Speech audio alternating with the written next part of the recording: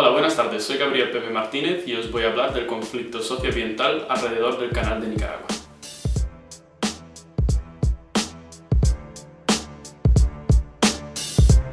Bueno, el Canal de Nicaragua, si se llega a realizar, puede ser una de las obras de mega ingeniería más importantes del siglo. Por eso tiene implicaciones económicas y técnicas, de las cuales haré un pequeño resumen, pero me centraré sobre la parte socioambiental. Nicaragua es un país de 6 millones de habitantes que se ubica en América Central, para quien no lo sepa. Según la PNUD va cuarto por la cola en desarrollo humano y según la CEPAL va segundo por la cola, justo después de Haití, en pobreza, todo esto en América Latina. Su presidente es Daniel Ortega, que lleva desde 2007 en el poder, liderando al Frente Sandinista de Liberación Nacional. Ortega decidió tomar como proyecto personal el Gran Canal Interoceánico de Nicaragua, un proyecto que justo pretende revertir esta situación de pobreza en el país. El canal sale de la foz del río Brito, en la costa oeste del país, atraviesa el lago Nicaragua, o sea, el lago Cocibolca, y atraviesa el corredor seco que lleva al mar de Caraíbe saliendo por Punta Águila. Todo esto suma 259 kilómetros de largo, 3 veces más que el canal de Panamá y más largo incluso que el canal de Suez.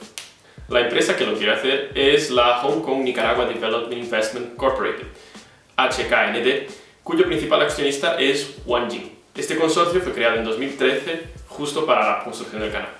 Además del canal, un proyecto de esta envergadura implica toda una infraestructura.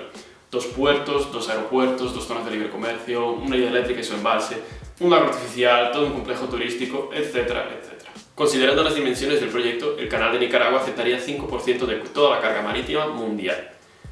El proyecto, según la empresa china, costará 40.000 millones de dólares y se terminará en 10 años, aunque, como lo veremos, ya lleva retrasos. Bueno, en un primer momento lo que haré será una explicación cronológica de los hechos tal y como ocurrieron y luego pasaré a una explicación de los argumentos técnicos y económicos, pero sobre todo socioambientales, a favor y en contra del canal. El sueño del canal de Nicaragua viene ya desde el descubrimiento y la conquista de los españoles de la región de América Central. Desde entonces ya se pensaba en unir los dos océanos, sueño compartido tanto por Nicaragua como por Panamá. De hecho, cuando los franceses, los primeros en la intentona de hacer este canal interoceánico, decidieron hacerlo, ponderaron entre Nicaragua y Panamá. Al final se decidieron por Panamá, pero tuvieron que dejar el proyecto por falta de financiación. Los Estados Unidos, que sí decidieron hacerlo, también ponderaron los dos países. Pasó la ley Hepburn en el Congreso que daría el canal a Nicaragua.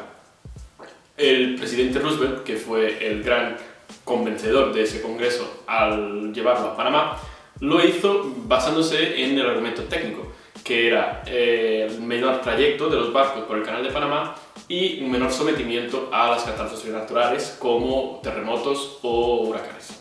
Hablando de fechas concretas, la primera que quiero que os acordéis es el 14 de junio de 2014, que es cuando la Asamblea Nacional vota la concesión de la construcción del Gran Canal Interoceánico de Nicaragua a HKND. Cabe destacar que el proceso de votación de la ley fue bastante cuestionable. Pasó en un periodo de solo 7 días y sin ninguna consulta popular. La población solo fue a enterarse cuando la ley ya estaba aprobada. De hecho, en julio de ese año ya empezaron los censos de propiedad para la posterior expropiación de las tierras que estaban en el camino del canal. Este, según muchos expertos, es el detonante de la movilización social anticanal, visto que los policías y el ejército que acompañaban a los técnicos chinos para la evaluación de esas propiedades entraban en las tierras de los indígenas o de los campesinos sin pedir ninguna autorización. A ello siguieron muchas movilizaciones sociales locales hasta el día 26 de noviembre de 2014, cuando se decidió la conformación del Consejo Nacional de Defensa de la Tierra, el Lago y Soberanía Nacional, cuyo principal objetivo es la derogación de la Ley 840. 2 semanas después, el 10 de diciembre de 2014, y coincidiendo con el Día Internacional de los Derechos Humanos, se organizó una manifestación de 5.000 personas en la capital, Managua. Curiosamente, en el Día de los Derechos Humanos, la policía reprimió violentamente el movimiento. A esta altura ya se habían sumado varias organizaciones al movimiento, como el Centro Nicaragüense por los Derechos Humanos o el Movimiento Campesino Indígena por la Tierra, el Agua y la Soberanía Nacional. Daniel Ortega hizo caso omiso de las demandas y prosiguió haciendo el comunicado de que las obras empezarían el 22 de diciembre de 2014. El pueblo intentó responder con manifestaciones a lo largo del país, manifestaciones que fueron oprimidas por el gobierno mediante 2 herramientas. 1, la represión policíaca in situ, y 2, el bloqueo de las carreteras mediante excusas como simulacros del ejército, sorpresas o amenazas a los conductores que llevaban los manifestantes o el daño directo a las carreteras para que no pudieran pasar los coches. Las diversas organizaciones participantes en el movimiento decidieron poner demandas en organismos supranacionales contra el canal. Frente a la presión popular, la empresa HKND, concesionaria del proyecto, decidió encargar un estudio a Environmental Resources Management, una empresa británica, sobre el impacto socioambiental del canal de Nicaragua en el país. El estudio, aun siendo financiado por la empresa HKND, la empresa concesionaria, obviamente indicó que había un fuerte impacto ambiental en todo el país. Además, sobre el impacto social, afirman literalmente: a la fecha, el proceso de expropiación de tierra y reubicación involuntaria no cumple con las normas internacionales. Aún así, un comité de científicos que analizó el estudio lo tachó de superficial y reclama la necesidad de otros estudios en mucho más profundidad sobre un proyecto de tan gran calado. El 25 de noviembre de 2015, HKND anuncia que las obras de construcción del canal en sí se van a aplazar hasta finales de 2016, acá hace un mes. A principios de 2016, la organización líder de las manifestaciones decidió impulsar una iniciativa de ley popular presentada a la Asamblea con el objetivo de derogar la Ley 840 de concesión. Se recogieron 29.000 firmas, 7.000 de ellas debidamente notariadas, pero fueron rechazadas inmediatamente por la Secretaría del Parlamento. A lo largo de 2016 siguieron dándose manifestaciones en Managua, pero también y sobre todo en otras ciudades del país, siempre acalladas por el gobierno de una forma u otra. A día de hoy, las relaciones entre gobierno y manifestantes siguen llenas de fricciones y la Ley 840 no ha sido derogada.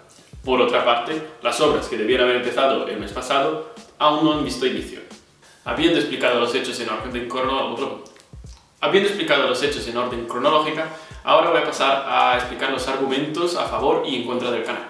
El primer argumento a favor del canal es económico. Se da por supuesto que en un proyecto de esta magnitud las inversiones extranjeras traerán mucho capital al país. Según proyecciones del gobierno, el PIB crecerá en un 11% anual y el empleo en un 30%. Además, el gobierno defiende que la participación de Nicaragua en las acciones del consorcio aumentará gradativamente. O sea que a cabo de 50 años, Nicaragua tendría 50% del consorcio HKND.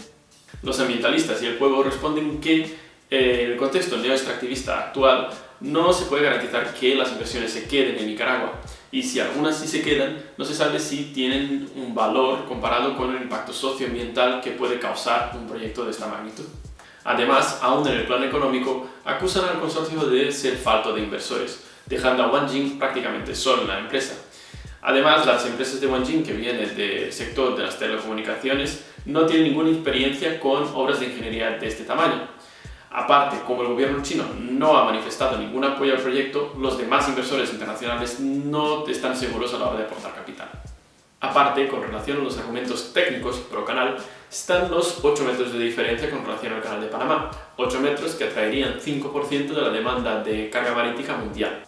Los ambientalistas y el pueblo responden que las condiciones que impidieron la construcción del canal de Nicaragua en el pasado, los terremotos y los huracanes, siguen ahí y que pueden tanto estorbar la construcción del canal como también causar catástrofes una vez ya construido. Sobre los argumentos ambientales, el Instituto Humboldt hizo un estudio que muestra que el impacto ambiental total del proyecto sobre el país sería considerado muy alto, una condición que por ley impediría la construcción del canal. Entre los factores que influyen en este impacto ambiental alto están la imposición de una barrera a la circulación de especies en el corredor mesoamericano, la salinización del agua por el contacto con el agua de mar, la contaminación del lago Cocibolca por obras de excavación en su fondo para aumentar su profundidad y la inundación y deforestación de unas 400.000 hectáreas de bosques y humedales. Además, el canal obligaría al desplazamiento de unas 120.000 personas localizadas en comunidades que están en su curso.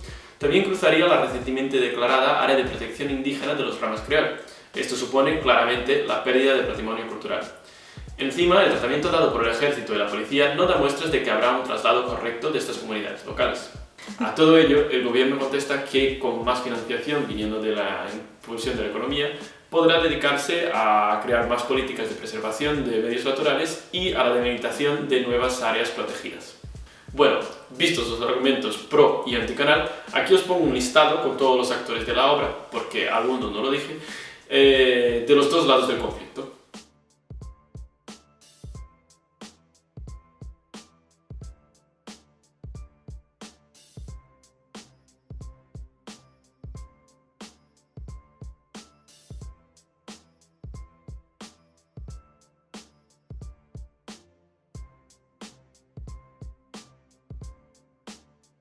Son muchas las conclusiones que se pueden sacar de un conflicto socioambiental que deriva de un proyecto como el Gran Canal Interoceánico de Nicaragua. De estas conclusiones me gustaría empezar con las que son comunes a este tipo de conflictos. Primero es la legitimidad científica de los estudios que son hechos por institutos independientes pero patrocinados por las empresas concesionarias. Luego, la oposición tradicional de actores en estos tipos de conflictos neoextractivistas. Las sociedades locales, las comunidades locales indígenas contra el gobierno que da apoyo a los grandes actores del mercado. Luego, subsidiaria a esto, está la opresión policial de las manifestaciones de estas comunidades locales. Y por último, el completo descaso al medio ambiente que queda como último plano siempre que hay un conflicto de este tipo. Por último, como características propias de este conflicto, me gustaría destacar el papel de China, una economía que ha tenido cada vez más presencia en América Latina, pero no de forma tan intervencionista como históricamente lo hizo Estados Unidos y como también lo hace Canadá en el ámbito de la mineralogía. Por otra parte, quería también destacar la completa libertad de la concesionaria HKND, que no tiene ninguna obligación frente al gobierno, que tiene muchas, en la Ley 840. Esta falta de obligaciones es normal en este tipo de conflictos, pero en un proyecto de tamaño como el Canal de Nicaragua creo que es más evidente. Por último, quería hablar del claro descaro de las autoridades nicaragüenses por la forma como boicoteó el transporte de los manifestantes a los lugares de protesta. Bueno, este ha sido un breve resumen, una puerta al multifacético conflicto del Gran Canal Interoceánico de Nicaragua. Si queréis saber más, os invito a leer toda la bibliografía que os disponibilizo aquí en la descripción del vídeo.